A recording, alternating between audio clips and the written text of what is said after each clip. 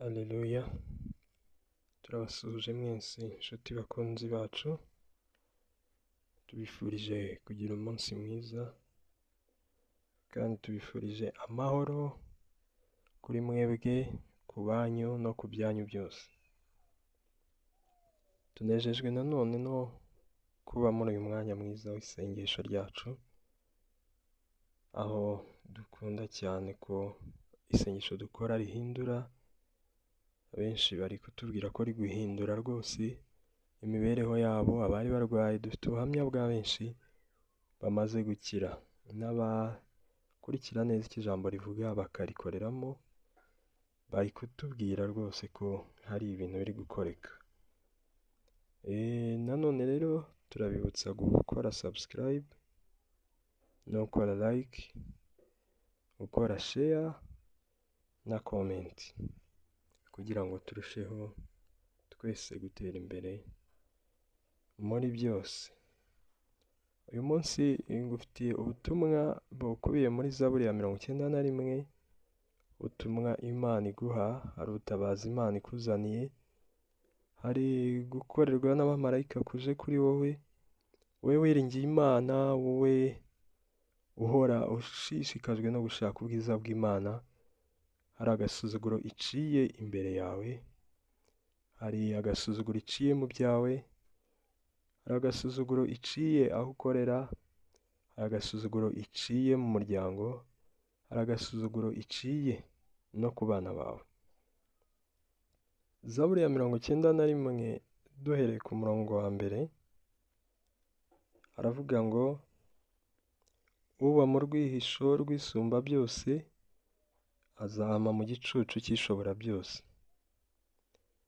Ndababwira Uwiteka, uri ubuhungiro bwanjye n'igihome kinkingira, Imana yanjye niringira. Kuko ari we uzagukiza ikigoyi cy'umugoyi na mugiga irimbura.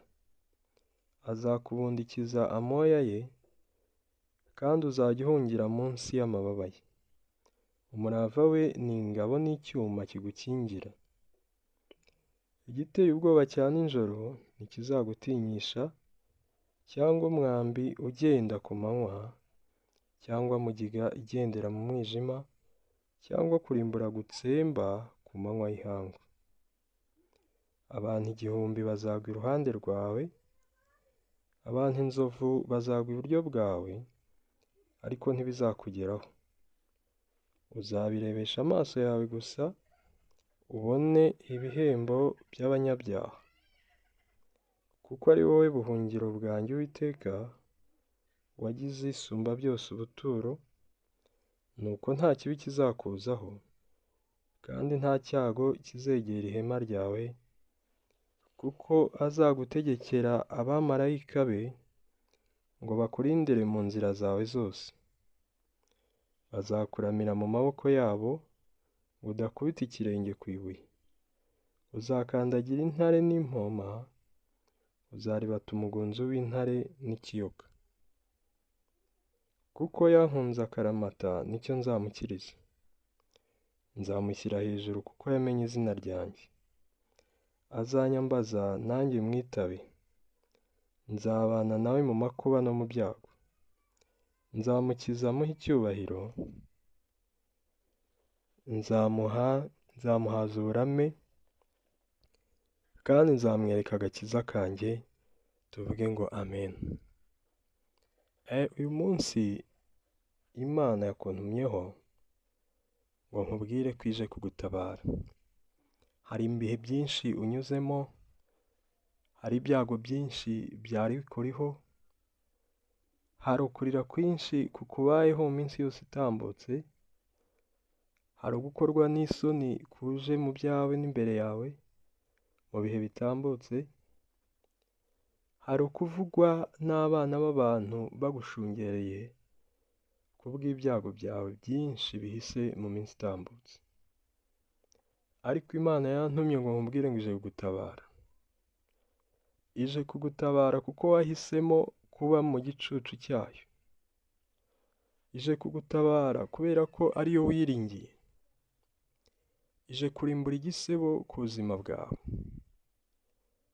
Yambwiye ngo nkubwire ngo wafashweho ijambo, witwa amazina atandukanye, witwa gisebo mu ruhame, witwa ntacyo umaze mu muryango, witwa nta bwenge aho ugenda, witwa uwayobye kuko wakurikiye Imana. Yewe abantu bagiye bahinyura Imana yawe kubw'uko ntacyo babonaga kibarika mu mibare ya kimuntu, ariko ijwi ry'Imana rirambwiye ngo humura. Imana yohereje abamarayika gukora mu ruhande rwawe. Imana yohereje ingabo zayo nyinshi ku buzima bwawe kugira ngo zihindure imibereho yawe, kugira ngo zongere kuguhesha ijambo aho waryamburiwe. Imana yohereje abamarayika aho usengera wamburiwe ijambo, aho usengera watesherejwe agaciro, kugira ngo ireme ikidasanzwe gitume n'umuntu waguhimbye izina yongera kuvuga ngo Imana ye niyo Mana yo kwiringirwa. Imana yambwiye nkubwire ngo humura. Imanuye ingabo kugukiza nk'uko zakijije Moridekayi. Moridekayi yamanikiwe igiti, ariko umunsi wari uwo kukibambwaho, Imana yohereje ingabo zayo zikorera mu mwami aramukiza, ndetse uwari kumubamba kw'icyo giti aba ari we ukibambwaho. Imana yambwiye ngo ibyari biguhagurukiye nayo irabihagurukiye, kandi abagukojeje isoni nabo bagiye gukorwa n'isoni kubwo gutabarwa kwawe, kandi abakwise amazina yuko ntacyo ushoboye bamwe bagiye guhinduka abagaragu bawe kubw'ubutabazi buje ku buzima bwawe. Imana yambwiye ngo uje kuba umutwe, ntabwo uzongera kuba umurizo ukundi. Imana yambwiye ngo ugiye kubonera aho abandi baburiye. Uhumure wowe wiringiye Imana, uhumure wowe wagumanye nayo, uhumure wowe utarayirekuye, uhumure wowe utarayihakanye, uhumure wowe wabaye mu rwihisho rwayo, kuko ije kugushyira no kugutuza mu gicucu cyayo. Ukomeze uyiringire nk'ubuhungiro bwawe, ukomeze uyiringire nk'ubuturo bwawe bwera, ukomeze uyiringire nk'imbaraga zawe, kuko ije guhindura byose bishya ku buzima bwawe. Ese wafashweho ijambo ry'uko usaziye mu rugo nk'uko bivugwa ngo udakoze ubukwe? Imana yambwiye ngo irurutse kugutabara, kandi kuremeye urugo rw'umugisha, urugo rwuzuye ubukire, urugo rwuzuye amahoro, urugo rutameze nk'ingo z'abanyabyaha, urugo rurimo guhimbaza Imana, urugo runezerewe, kandi urugo ruzaba intangarugero, kuko wayikunze akaramata nikije kugukiriza, kuko wayiringiye nikije kugutabarira. Ishyizeho ingabo nyinshi ku buzima bwawe kugira ngo zikurengere. Yambwiye nkubwire ngo uraje uyambaze nayo ikumvire, kuko wayeretse ko ariyo yonyine wiringiye. Yambwiye nkubwire ngo ije kugukiza ibyago byawe byose, kubera ko utayiteshutseho. Yambwiye kandi ngo ije kugushyira hejuru, kuko wamenye izina ryayo, kandi ije kuguha icyubahiro aho wacyamburiwe. Ikindi gikomeye yambwiye ngo iguhagije uburame. Umugiga n'ibyago byose bizatera isi ntabwo bizakugeraho. Nta ndwara z'ibyorezo zizakugeraho, kuko uri munsi y'igicucu cyayo. Izakurinda ibyago byose bigiye gutera isi, kuko wayiringiye, kuko wakomeye kuri yo. Imana yambwiye ngo nkubwire ngo abanzi bawe bazagwa imbere yawe, kandi abaguterera kukumaraho yororotse kubamaraho ubwayo. Ibitero byose by'umubisha byacaga mu bantu ibikubitiye hirya, ntabwo bizagaruka mu buzima bwawe. Ibyo ari byo byose byanyuraga mu barozi, ibyo ntibizongera kukugeraho. Ibyanyuraga mu bapfumu, ibyo ntabwo bizagera kugukoraho. Ibihuherano byose irabirimbuye, kuko iherutse gutabara rwose no kurimbura icyago imbere yawe. Imana yacu ihabwe icyubahiro. Reka dusengane iri sengesho ryo kwishimira. Mana yacu, Mana igira neza, uyu munsi turagushimiye. Tugushimiye kubera urukundo rwawe rwinshi, tugushimiye kubera ineza yawe nyinshi waduhereye muri Kristo Yesu.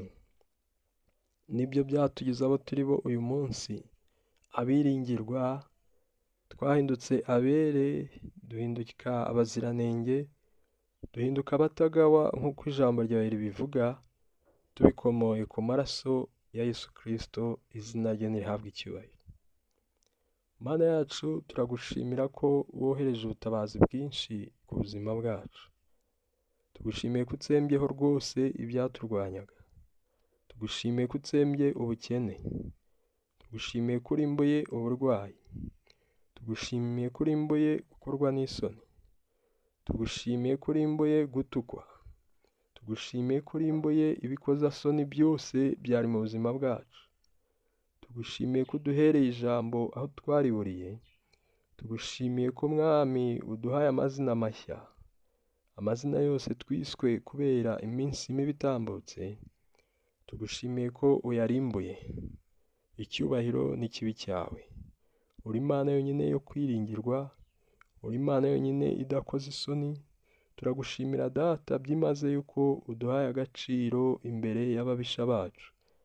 Kandi tugushimiye ko umanukiye ababisha bacu kubarimbura, kugira ngo natwe tube amahoro tunezerewe, duhimbaza izina ryawe. Icyubahiro n'ikibi cyawe. Komeza uze ube mu ruhande rwacu, biturwanya byose bitsinde, ni mu izina rya Yesu Kristo. Amen.